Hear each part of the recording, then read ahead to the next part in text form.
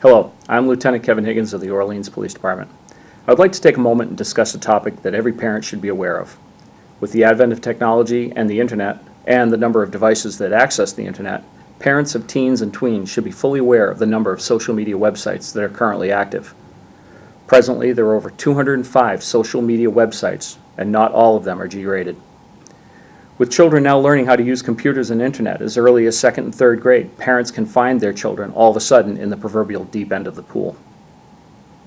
Janelle Burley Hoffman, an author of the new book iRules, has dove into the deep end of the pool and has helped decipher and help parents how to understand and to control the onslaught and availability of the potential dangers that are on the internet. Smartphones, online gaming, and even devices such as Kindles and Nobbies, which are geared toward children, even have internet capabilities. The Orleans Police Department is pleased to announce on May 15th, Janelle Burley Hoffman, author of iRules, A Parent's Guide to Internet Safety, will be speaking at the Nauset Regional Middle School auditorium at 6 o'clock p.m. We look forward to seeing you there.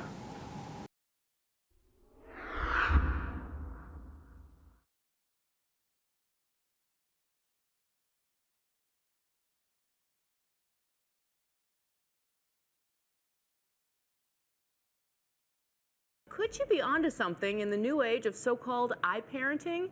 ABC's Akiko Fujita is here with this story. I like what she's doing, this mom. Yeah, well, this is a story that a lot of teens can relate to. Parents with a very long list of rules. A teenager had been begging his mom for an iPhone all year without much success, so he was pleasantly surprised to find one all wrapped up on Christmas Day. That is until he found the very personal, very detailed contract that came with it, not from the phone company. No, this one was written by his mom. Number 1, it is my phone, I bought it, I pay for it. No porn. I will always know the password. It's not exactly the Christmas list you'd expect as a 13-year-old. Hand the phone in to one of your parents promptly at 7:30 p.m. An 18-point contract littered with do's and don'ts. Don't take a zillion pictures and videos.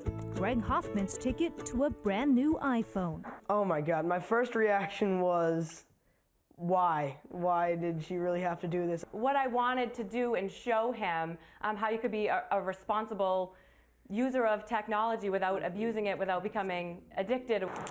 Janelle Hoffman's message has struck a chord with parents worried about the increasing use of smartphones.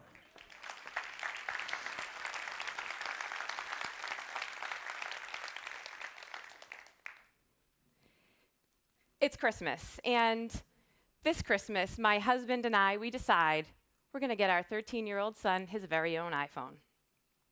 It's with careful consideration that we come to this decision. We think about his grades and his social life.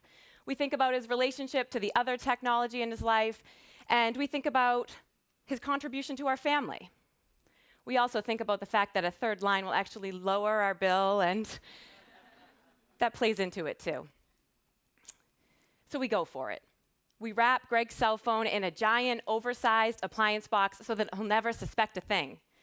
And on Christmas morning, Greg and his 4 siblings come barreling down the stairs, and they dig into gifts of sports equipment and art supplies. And Greg, when he comes to the gift, he digs it out of the corner of the box and he holds it up. It worked. We surprised him. I see his boyhood smile shine through. He holds it in my direction. Hey, Mom, it's real. As if I would have been cruel enough to give him a fake iPhone on Christmas morning. He's happy. See, this is the gift he's been wanting, the gift that will connect him with lightning speed to his peers and to the rest of the world. We hug and celebrate. This isn't a moment of giving in. This is a moment of trust. It feels powerful.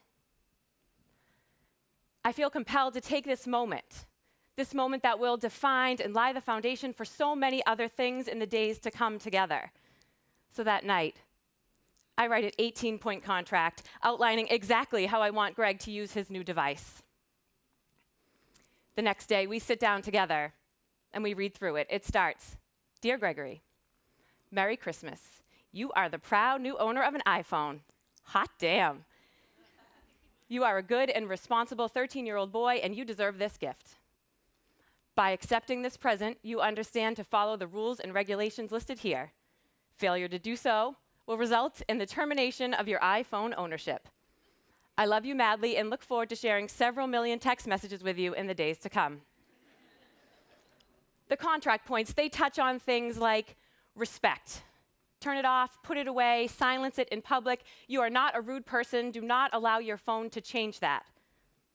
It discusses ideas like responsibility. Do not send or receive pictures of your private parts or anyone else's private parts because it is never a good idea.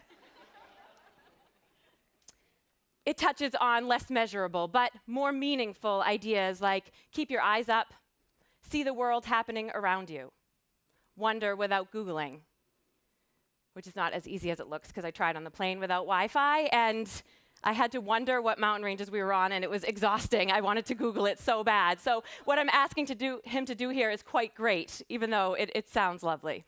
And I close it by saying, I hope you know that the rules in this contract don't just apply to your iPhone, but to life. And I'm proud of the contract. I feel pleased with the way it came out. It's a reflection of my relationship with my son, but also a reflection of my parenting style and our family. So I share it. And friends and extended family, they fall in love with it. They start putting it to use. They're grateful. Janelle, this is great. You need to share this. You need to take it public. I hesitate. It feels so personal. It's just between my son and I. But I decide to share it in places where I write online, my own website and the online newspaper giant where I'm a blogger. Shockingly and unexpectedly, overnight, the contract goes viral. And the very next day, America's leading morning news program is in my kitchen featuring it. From there, reporters track me down at a Boston hotel on New Year's Eve where my sister is about to be married and conduct interviews from the lobby. It is viewed and shared countless times, translated into 12 languages. My inbox floods with media requests, and in the weeks that follow, I'm doing 10 and 12 interviews a day. It's a wild time. And from there, the media wants follow-up requests as the weeks turn to months. Have you created the modern-day recipe for tech success? And so one day I pull Greg from school and we're between a photo shoot and an interview, and he slouches on a table and he looks at me and says, "Hey, Mom, no offense, but what's the big deal? Doesn't everybody do this?" "I guess not," I respond. And I decide that it's time to send Greg back to use his iPhone in its original purpose. And I continue to explore the professional platform that I've been invited to, seemingly overnight. My inbox continues to flood with people wanting to continue the dialogue. Parents and grandparents, educators, law enforcement, counselors, people that live and work with youth all the time. And this is exciting. I'm excited about all this praise, funny, brilliant, modern, genius, and never did I imagine that when this contract was created, when I wrote it, that I would have to defend it because I was bombarded with criticism. "You're a nightmare, controlling, bossy, you're the worst." And I will only accept responsibility for bossy because I think they're just appreciating my leadership style. Yeah, you can clap for that because that is awesome. But there's this one question that keeps coming back to me. And I feel the need to answer it before I can start helping other families and helping other communities. Because certainly I had been writing and speaking, and my hands were dirty with a decade's worth of community work, but now the platform was so much bigger. So I had to come back to this question. Janelle, how did you know how to do this? How did you know to write a contract or set boundaries? How did you know what rules to put in there? How did I know? I know the contract only took me 15 or 20 minutes to write. But the truth is, the contract took me 13 years to create. It's rooted in my principles and philosophies from the very beginning. And how can I be certain of that? How can I be certain that I can trace this modern-day agreement back to our very start? Well, when I became a mother, I was paying attention. Motherhood came to me early and unexpected as I was enjoying the bridge that is the bliss between adolescent and adult as a college sophomore.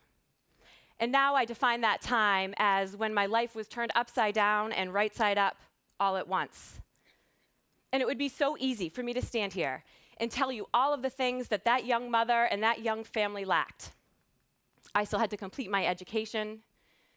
My husband and I, we worked hourly wage jobs that chipped away at our personal passions. We shared an old, unreliable car. We lived in an apartment in an area where there was frequent crime, and it wasn't always easy to go outside. I didn't know how to clean a house. I don't even think I owned a broom, and we only cooked things you could boil. But when I think of myself then, when I think of the young woman that I was and the young mother and the young family we were, well, there was no lack. See, we had everything. I would uncurl Gregory's newborn body across my bed and read to him book after book after book. I would sing and carry and narrate my every move. I showered with the curtain open, so I never had to take my eyes off of him. And when he slept, I would match his heart against mine, and we would slip into all that was timeless. See, I now know that we were in survival in those early days. And when you're in survival, everything else, it slips away, and only the most important things remain. The ideas like respect, responsibility, wanting to live fully, the principles we still live by today. And I see traces of that young mother, her hopes and her dreams, that foundation she set. I see that in this contract. And it's grown and evolved with our family, because we were a young family of 3, and now we're a bursting at the seams family of 7. But we still live by those basic principles, rooted so deeply. And then there's this other piece. This other piece is community. We filled our village with extended family and educators and pediatricians and librarians and people that lived and worked in the community. They are my colleagues in raising my children. And they have walked with us, and I have gathered their wisdom along the way. So it's that internal wisdom and the external wisdom of others that helped me to create this contract. And sometimes I wonder if the conversation should end there. I have a working system around technology in my house, and because of all the media attention, I've been forced to know my motivations and to understand them. But then I read an article about a girl who has taken her own life because she was targeted online by her peers, or I see communities divided around the behavior of youth and technology. I watch as teens share sexually explicit pictures of each other, and I am impacted so greatly, it's as if it's happened to my own children. And I listen to as families that never make the headlines, they try to navigate the technology. And families aren't alone. We watch as government and business and school districts and organizations try to come up with codes of conduct and best practices too. We're all in this shift. So how can we be certain that we're using the technology for the powerful gift that it is? That we can embrace it. We can use it to empower us and not imprison us. It's by using it deliberately, mindfully, with purpose. Because certainly our contracts might look different. We might build from each other's contracts, but they're going to be based on our own needs, based on the needs of our families or our employees, our students.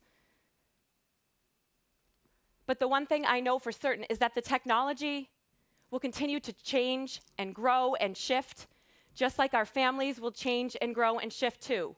And so will our world and our goals.